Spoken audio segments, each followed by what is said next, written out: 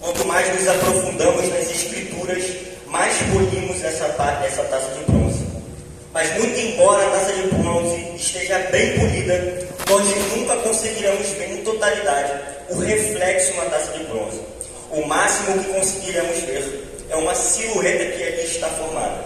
E essa silhueta é Deus. Deus é a silhueta na taça de bronze. Não importa o quanto eu leia a Bíblia, eu nunca vou conseguir conhecê-lo em sua totalidade.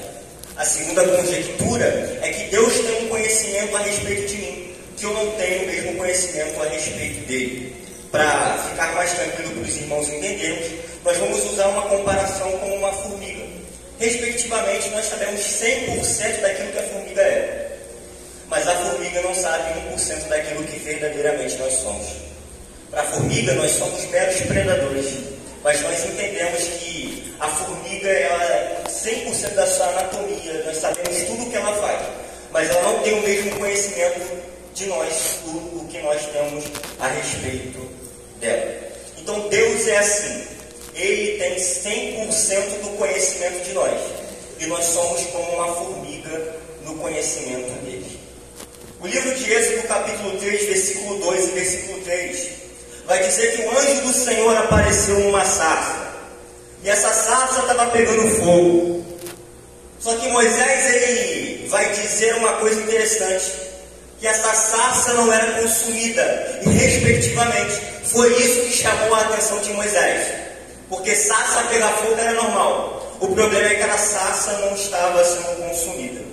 Então Moisés entendeu que aquela visão era a visão da manifestação de Deus naquele lugar. E Moisés no versículo 3 vai dizer: eu vou virar agora de lado e verei essa grande visão, porque a sarça não é queimada. Aqui nós temos Deus se manifestando a Moisés.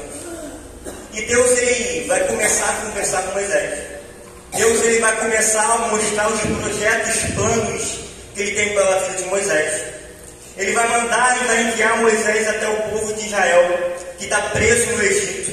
E ele vai dizer: Moisés, eu te escolhi como libertador do meu povo. Só que Moisés questiona a Deus. Sim. No versículo 13, Moisés questiona: tá bom, Deus, o Senhor vai me enviar como libertador do povo. O Senhor tem uma missão pela minha vida. Mas quando eu chegar lá no Egito, perante Faraó e perante o povo, em nome de quem que eu vou, Jesus? Em nome de quem que eu vou, Deus? Aí Deus responde no versículo 14 para Moisés. E disse Deus a Moisés: eu sou o que sou. E ele disse: assim dirás aos filhos de Israel: o eu sou me enviou a vós. Na verdade, quando pegamos do hebraico, essa pronúncia fica Erie, Aksher, Erie. Eu sou o que sou, ou eu serei o que serei. Isso se dá porque a pronúncia, quando ela é transliterada para o português, ela não tem o mesmo tempo verbal. Mas essa pronúncia, eu sou o que sou, eu serei o que serei, ela expressa duas coisas muito importantes que eu vou destacar nessa manhã. A primeira coisa que ela expressa a respeito de Deus é que Deus é atemporal. O prefixo a, ele serve como negação. Então Deus, ele não está limitado. Deus, ele não está preso no tempo. Deus é fora do tempo. Bem verdade que no grego, o tempo que nós estamos se chama cronos. O tempo cronos é um tempo determinado.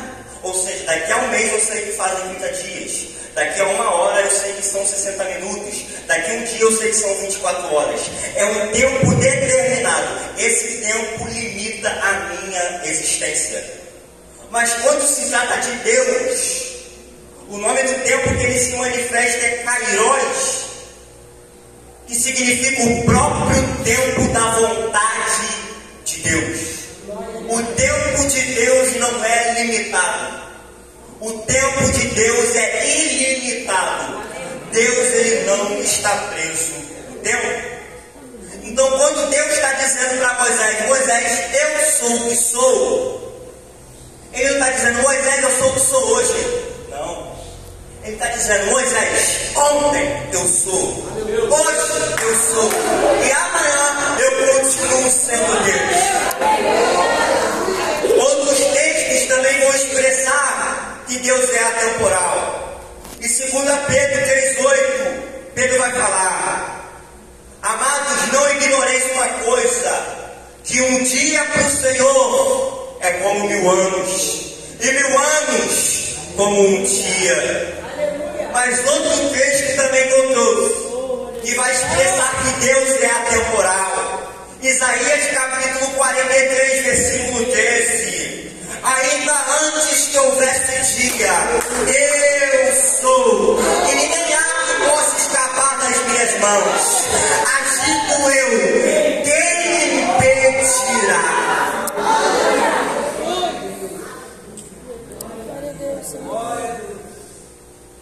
O texto, quando Deus fala eu sou o que sou, ele expressa que Deus é atemporal. Mas ele não se limita a dizer somente que Deus é atemporal. O texto ele quer expressar uma segunda coisa. E essa coisa é a mais importante do texto. Ele expressa a capacidade de Deus ser o que Ele quer ser. Então, quando Deus está dizendo para Moisés, eu sou o que sou, ele está respondendo a pergunta do versículo anterior. Moisés está perguntando: Deus, em nome de quem eu vou? Aí Deus está respondendo: eu sou o que sou. Vai no nome do eu sou o que sou. Aí ele está respondendo: Moisés,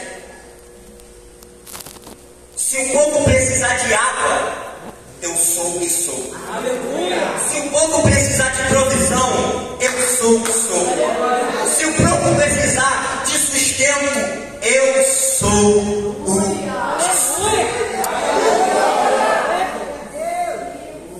Em Gênesis capítulo 22, versículo 2 ao versículo 14, ele é Jeová Jireh. Gênesis capítulo 22, Deus chega a Abraão, olha para Abraão e diz: Abraão, entrega Isaac, o teu filho amado, o teu único filho, como oferta a mim. Abraão assim faz. No versículo 6 e nos versículos posteriores do 2, ele vai narrar essa história.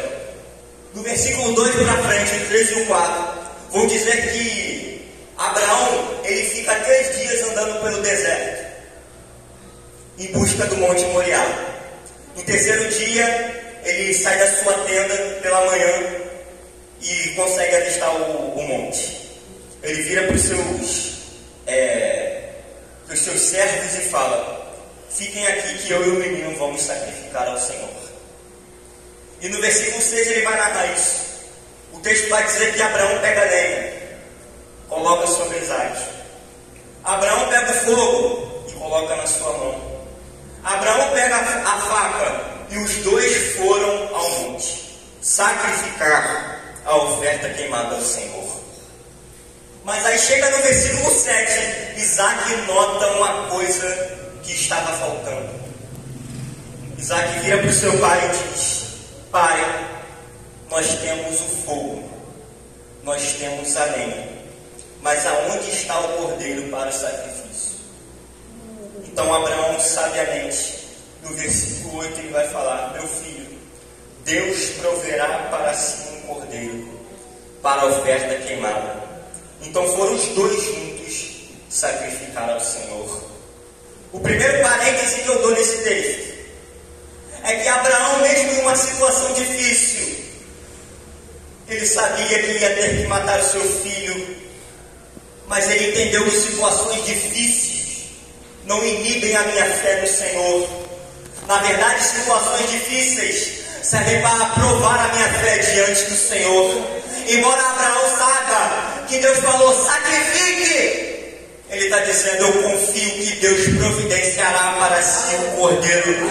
A primeira palavra de Deus para mim e para a tua vida nessa noite, nessa manhã, é dizer para você, independente da situação difícil que você esteja passando, permaneça fiel na fé com o Senhor, porque Ele é Deus provedor, Ele é Jeová Jireh e pode prover o cordeiro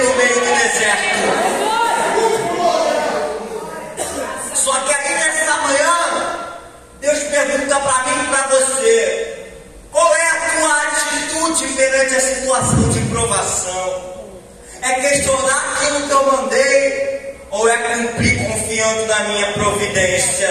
O mesmo Deus, meus irmãos, que é provedor na tua vida, é o mesmo Deus que aponta o dedo na tua cara e fala: eu sou provisão, eu sou provedor, mas não me busque por aquilo que eu posso te oferecer, me busque por aquilo que eu sou em essência.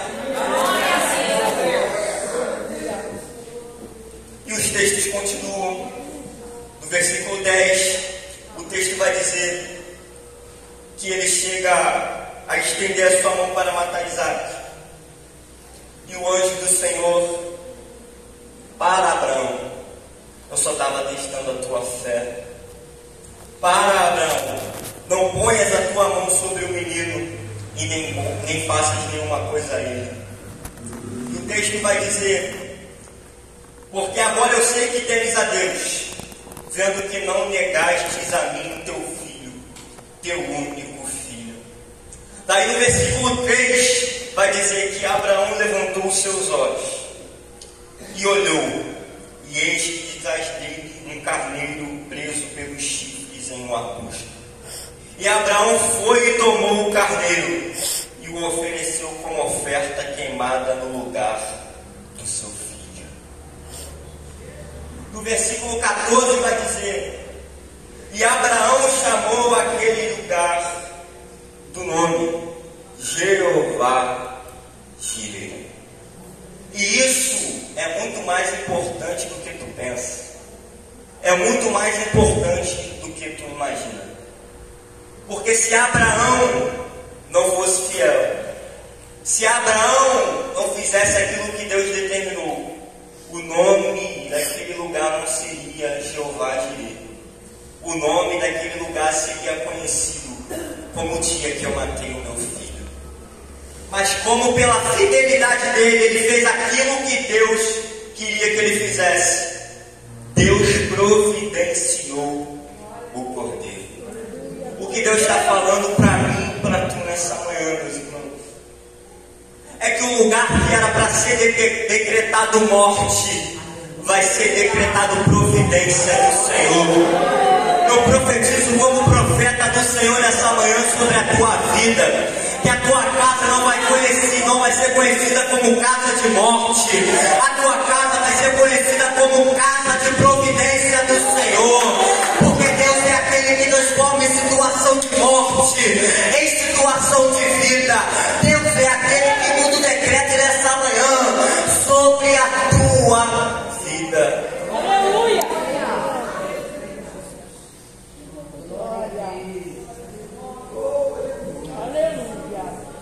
Mas Deus não é só provedor no Antigo Testamento, Ele é provedor do Novo. Lucas capítulo 9, versículo 12 ao versículo 17. Jesus está pregando para a multidão. A multidão está amando a palavra de Jesus, Ele está curando os enfermos, está expulsando os demônios, está pregando a palavra da verdade. Só que aí bate uma coisa que se chama necessidade. Necessidade de comer algo. Então, no versículo 12 vai dizer que os discípulos chegam até Jesus e pedem: despede a multidão, para que indo às aldeias nas regiões ao redor se hospedem e consigam mantimento, porque aqui estamos em um lugar deserto. Mas Jesus vira para eles e diz: dai-lhe vós de comer. E eles disseram: nós não temos senão 5 pães e 2 peixes, exceto se nós formos comprar comida para todo este povo. A primeira coisa que eu quero destacar nesse texto é que o povo tinha necessidade. Jesus sabia que o povo tinha necessidade. Jesus entendia que o povo estava com fome. Mas mesmo ele sabendo que o povo tinha necessidade, sabendo que o povo estava com fome, ele vira para os 12 e pergunta: dai-lhe vós de comer. Na verdade ele não pergunta, ele ordena: dai-lhe vós de comer. Então eles respondem que não tem capacidade para dar para eles algo de comer. Nesse mesmo capítulo, no versículo 1, Jesus deu autoridade para os discípulos para expulsar demônios, para curar enfermos, para fazer milagres. Mas no versículo 2, os discípulos já recusaram a fazer o milagre. Meus irmãos, quando Deus mandar você fazer alguma coisa, não recue. Se Deus mandar você partir pão e peixe dentro do deserto, parta. Porque embora aos seus olhos seja algo impossível, para Deus nada é impossível. Então Jesus manda, senta todo mundo, de 50 em 50. E o texto vai dizer que, tendo dado graças, ele partiu. E todos comeram, e todos se fartaram, e sobraram 12 cestos. Mas calma aí, tem alguma coisa errada. Porque segundo a liturgia que a gente acredita, o deserto é lugar de escassez. Então quer dizer que deserto é lugar de escassez, mas Jesus, ele multiplicou pão e peixe dentro do deserto. Meus irmãos, eu profetizo nessa manhã que caia por terra essa noção de que deserto é escassez. Na tua vida, a partir de hoje, deserto é sinal de maior milagre de Deus na tua vida. Deus é Deus que multiplica pão e peixe dentro do deserto, e assim será na tua vida. Eu profetizo que o deserto não vai ser sinônimo de você cair, o deserto não vai ser sinônimo de escassez, o deserto vai ser sinônimo de abundância, de milagre sobre a tua vida. Mas além de ser somente sobre a tua vida, vai sobrar 12 cestos. E para quem? Vai sobrar 12 cestos para os teus filhos, para os teus netos e para a tua família. Porque o milagre que está sobre a tua vida vai atingir a tua geração.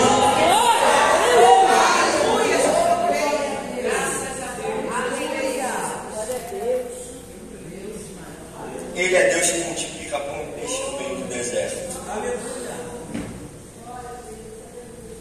Para finalizar, além dele ser Deus que providencia pão e peixe, além dele ser Deus Jeová Jireh, ele é Jeová Rafa, ele é o Deus que cura. Êxodo capítulo 15, versículo 22 ao 27 vai narrar uma história. O povo tinha acabado de passar o Mar Vermelho, o povo estava cantando cânticos, louvando ao Senhor, se alegrando. Só que no versículo 22, no começo do capítulo, eles estão se alegrando. Aí chega no versículo 22, o povo está caído, está abatido. Porque eles andaram 3 dias no deserto. E durante esses 3 dias, eles não conseguiram água. Gente, segundo a medicina, 3 a 5 dias sem água, você pode morrer. Então eles estavam numa situação que é muito perigosa, é uma situação extrema. Aí eles chegam na cidade de Mara.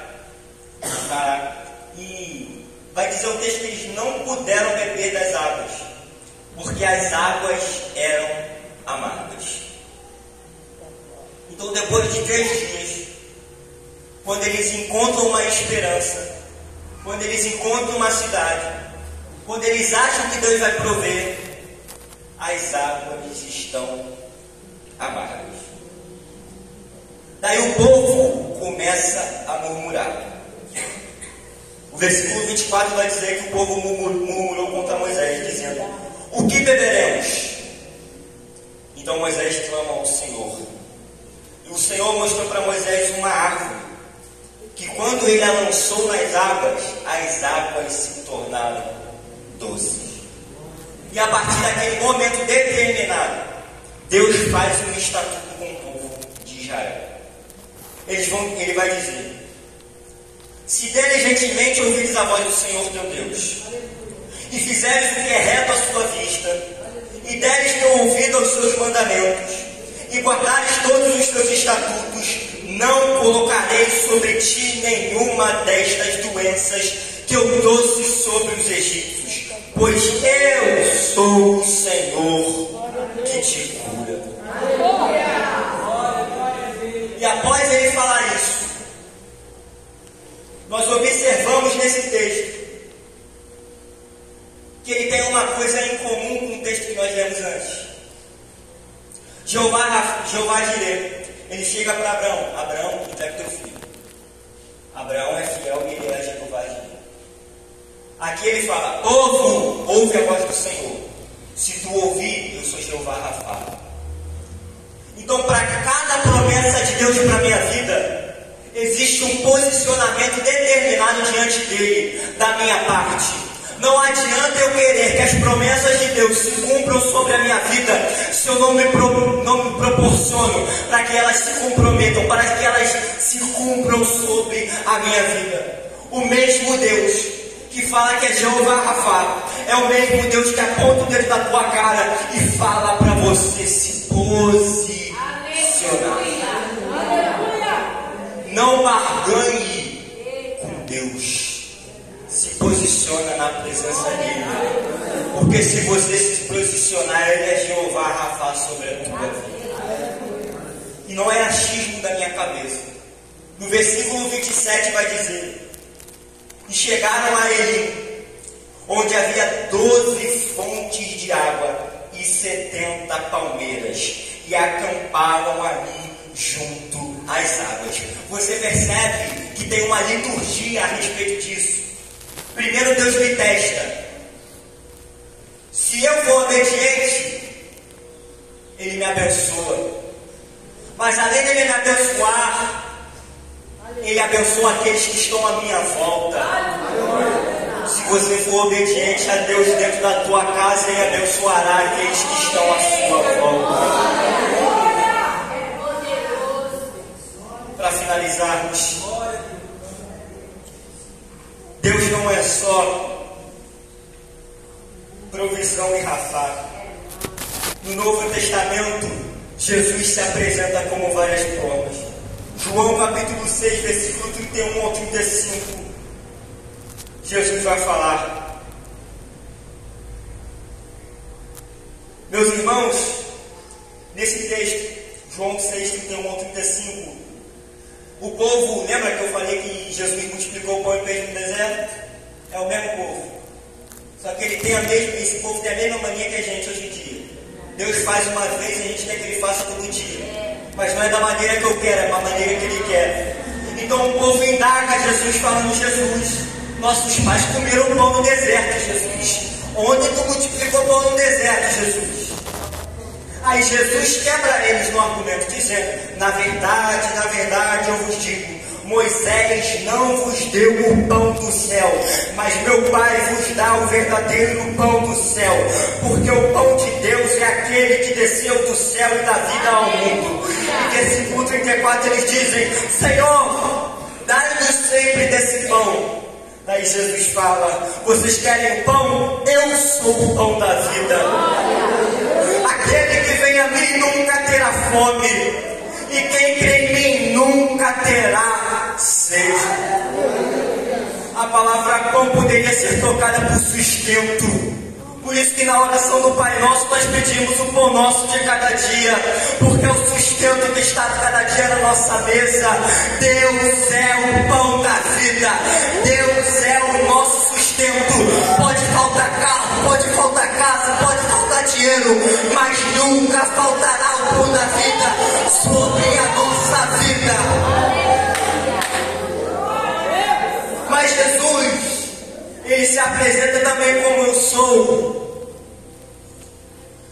Em João capítulo 11, versículo 23 ao 26, Ele diz: Marta, fica tranquilo, que teu irmão há de ressuscitar. E Marta vira para Ele e diz: eu sei, Senhor, é da ressurreição do último dia. E Ele vira para Marta: Marta, tu não está entendendo o que eu estou te falando, Marta? Marta está cega como muitos aqui nessa manhã. E Deus está dizendo: Marta, eu não estou dizendo que é na ressurreição do último dia, Marta. Eu estou dizendo que é hoje, Marta. Sabe por quê, Marta? Porque eu sou a ressurreição e a vida. Aquele que crê em mim, ainda que esteja morto, viverá. Oh, Espírito Santo de Deus. Mas Deus também se revela como eu sou. Em João capítulo 15, os fariseus não aceitavam de forma alguma que Jesus era o Messias. Então Jesus fala com eles através da palavra.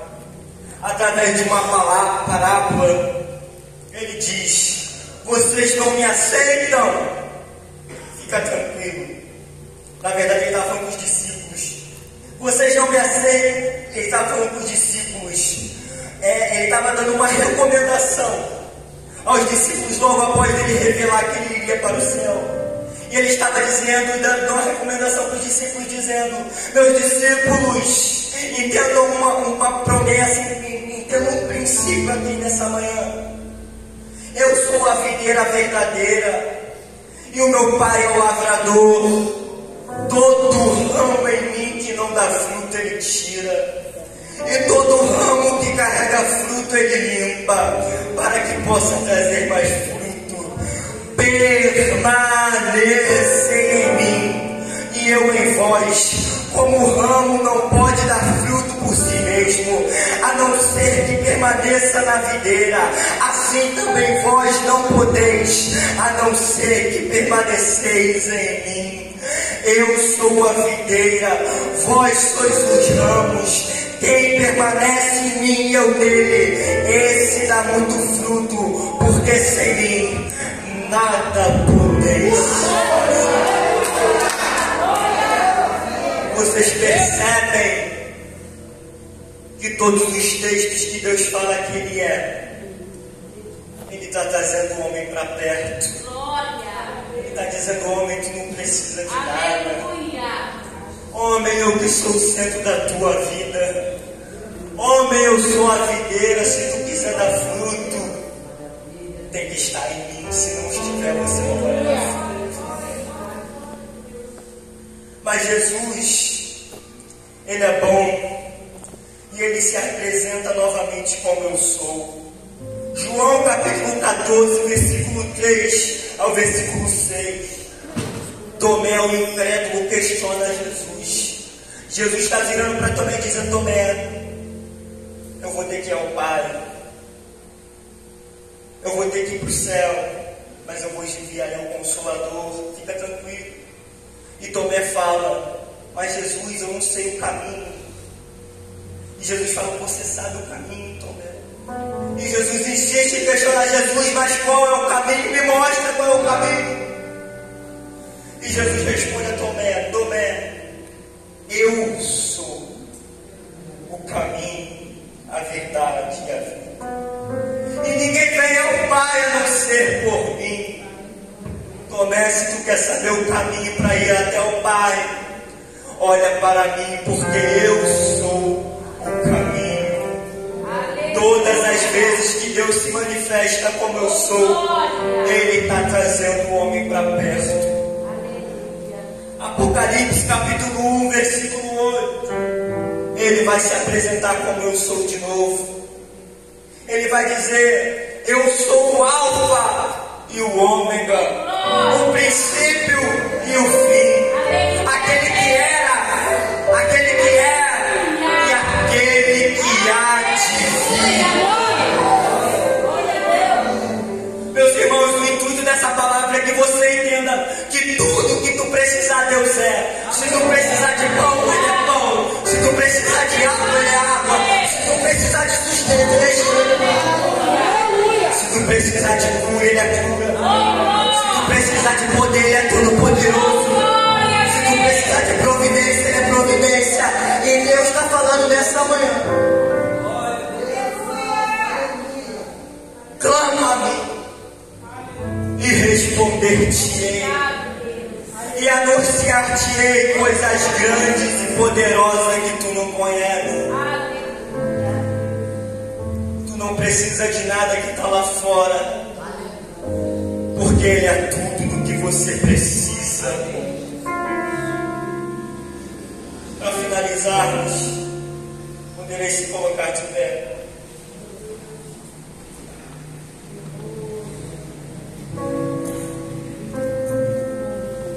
Mateus 16, versículo 16. Pedro diz que Jesus é o Cristo, o Filho do Deus vivo. Em Salmos 23 ele diz: o Senhor é o meu pastor e nada me faltará. Em Gênesis 22, 14, Deus é Jeová Jireh para Abraão. Em Em 1 João capítulo 4, Deus é amor para João. Em 1 João capítulo 1, versículo 5, para João, Deus é a luz e nele não há treva alguma. Em João capítulo 1, versículo 1, João vai dizer que no princípio ele era o Verbo, e o Verbo estava com Deus, e o Verbo era Deus. Tudo foi feito por ele, e sem ele nada do que se foi feito se fez.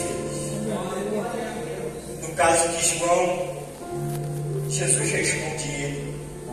Apocalipse capítulo 1, versículo 10 ao versículo 11. João está na ilha de Patmos, e ele vai dizer: eu estava no Espírito no dia do Senhor, e ouvi por trás de mim uma grande voz como a de uma trombeta, dizendo: João, eu sou o Alfa, eu sou o Ômega, o primeiro e o último, e o que tu vês. Em João capítulo 1, versículo 1, João está dizendo que ele é o princípio. Em Apocalipse capítulo 1, versículo 11, ele está dizendo, virando para João: João, é bem verdade que tu escreveu que eu sou o princípio, João, mas eu não sou somente o princípio. Eu sou o Alfa, o princípio. Eu sou o fim, eu sou o Ômega. Eu sou aquele que era, João. Eu sou aquele que é. Eu sou aquele que há de vir. A palavra dessa manhã é muito simples, meu irmão. Tu não precisa de nada que o homem possa te oferecer. A única coisa que tu precisa nessa manhã é de Deus, porque tudo que tu precisar, Ele será para você. Feche seus olhos, eu vou ler 7 capítulos da Bíblia, 7 versículos da Bíblia, bem rápido. Fechem seus olhos e entrem em intercessão com o Senhor nesse momento. Feche os seus olhos e entre em intercessão com o Senhor nesse momento. Acabar de ler, eu vou entregar o microfone. Colossenses capítulo 1, versículo 13. Ele é tudo para ti, meu irmão. Ele nos livrou do poder das trevas e nos transferiu para o reino do seu amado Filho, em quem temos a redenção pelo seu sangue, o perdão dos pecados, o qual é a imagem do Deus invisível, o primogênito de toda criatura, porque nele todas as coisas foram criadas, dos céus e da terra, visíveis e invisíveis, sejam elas tronos ou denominações, principados ou potestades, todas as coisas foram criadas por ele e para ele. Ele é antes de todas as coisas, e por ele todas as coisas subsistem. Ele é a cabeça do corpo da igreja, é o princípio e o primogênito dentre os mortos, para que em todas as coisas tenham a preeminência, porque foi agrado do Deus Pai que nele toda a plenitude habitasse, e que havendo por ele feito a paz pelo seu sangue da sua cruz, por meio dele reconciliasse consigo mesmo todas as coisas, tanto as que estão na terra como as que estão no céu. Ainda de olhos fechados, antes de entregar a minha oportunidade, eu quero te convidar essa manhã a fazer uma oração, mas não é uma declaração, meus irmãos, não é uma oração, meus irmãos, pedindo algo para Deus, porque isso a gente faz muito. Essa manhã eu quero te convidar a ser alguma coisa diferente. Talvez tu entrou nessa consagração querendo, dizendo para Deus: eu entrei aqui através de uma resposta, e Deus está te dizendo nessa manhã: eu sou a tua resposta. Mas nessa oração que tu vai fazer nesse momento, tu não vai pedir nada, porque tu não é merecedor. A única coisa que tu vai fazer é agradecer a Ele e exaltar o nome dEle, porque através dessa palavra tu entendeu que Ele é digno de louvor, de adoração. Declara nesse momento que Ele é santo. Declara nesse momento que Ele é digno. Declara nesse momento que Ele é exaltado sobre as nações. Um dia tu verás Ele face a face. Hoje tu conhece Ele através de um reflexo, mas um dia tu verás Ele face a face. E na sua voz está escrito Rei dos Reis e Senhor dos Senhores. Louve ao nome do Senhor. E assim eu agradeço a minha oportunidade.